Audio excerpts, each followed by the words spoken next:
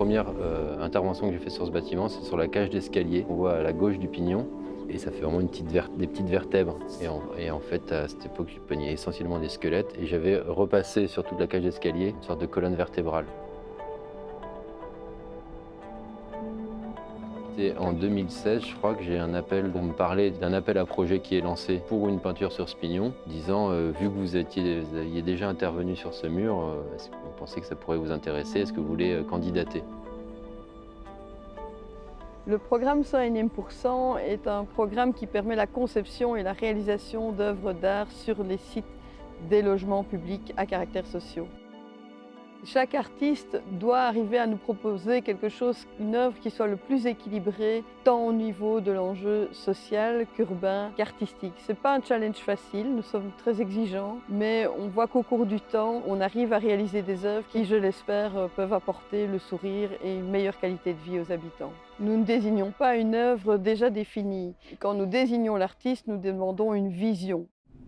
Toute cette partie participative pour les habitants, j'ai pas compris ce que ça avait à faire avec une intervention artistique. Ça sent un peu, en fait, on a plein de trucs qui se parlent pas du tout et on demanderait à l'artiste de tous les lier, mais c'est soit il est super fort, il a tout relié, soit il se fait écarteler et je sais pas, c'est des images, j'ai du mal à dire, mais en tout cas, je sais qu'il y a une colère qui montait et j'ai abandonné l'idée de présenter cet appel à projet.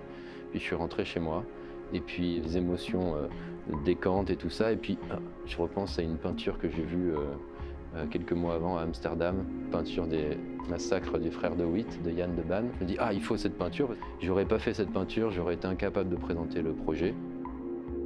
Et là, quand finalement on me donne le projet, là ça m'a fait vachement flipper quand même, parce que c'était un peu ambitieux. De voir, ok, c'est parti, on va sur le terrain, voir, faire avec un peu des efforts, avec de l'écoute, énormément d'écoute, et me mettre, là, il ne s'agissait pas de cracher mon travail artistique ici et là, quoi. C'était de se mettre quand même vraiment en retrait, au moins sur toute la partie participative et tout, quoi. C'est là qu'il y a eu des ateliers de dessin, qu'il y a eu des ateliers Human Brush dans la chapelle. Et c'est là qu'est arrivé le projet de peindre sur la dalle. En juin 2019, une immense fresque a été peinte au niveau de la dalle, mais on savait qu'à travers le contrat de quartier, tout cela allait être démantelé. Le souhait était de pouvoir pérenniser une œuvre dans le cadre de la rénovation de la dalle.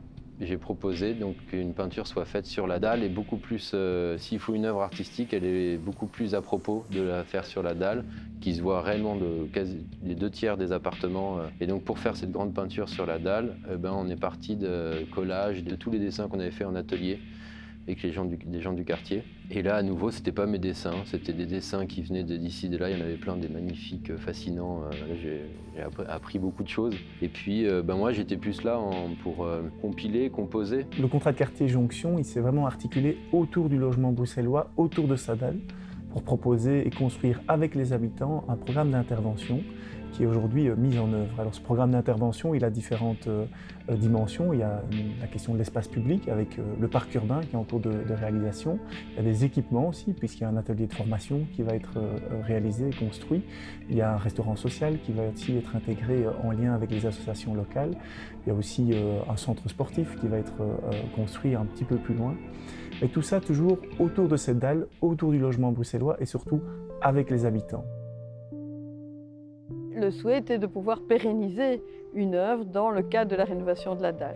Et donc on a pu débloquer un petit budget complémentaire pour financer ce supplément au projet initial du contrat de quartier. Er gaat een tekening komen op de grond van het dal met kleuren, met materialen die eigenlijk enkel leesbaar of herkenbaar gaan zijn voor de mensen die hier wonen. Dus eigenlijk is het een soort van privilege voor de mensen in de woontoren om dat kunstwerk te zien. En eigenlijk de mensen die erop wandelen hebben veel minder besef van dat kunstwerk. Voor ons als stad zorgen wij er ook altijd voor in onze projecten van Heraanlicht dat er kunst is in de openbare ruimte.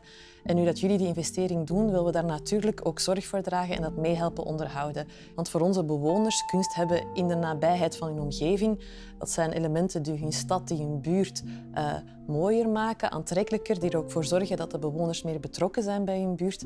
Dus wij zullen er altijd alles aan doen om dat soort projecten mee te ondersteunen. Toen we hier 5 jaar geleden toekwamen, voelde je dat er hier heel veel perspectieven zijn ontnomen geweest.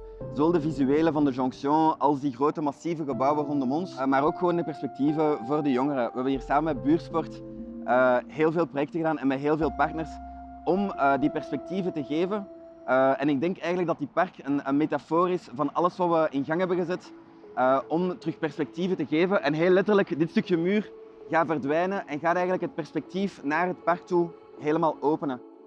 À la fin du projet maintenant, je me rends compte, et c'est ce qu'il avait espéré, qu'en fait ça m'a un peu gagné, que d'une certaine façon je me suis perdu. Je suis, et là en peignant ce mur, je me rendais compte que j'arrivais plus à sortir de sujet.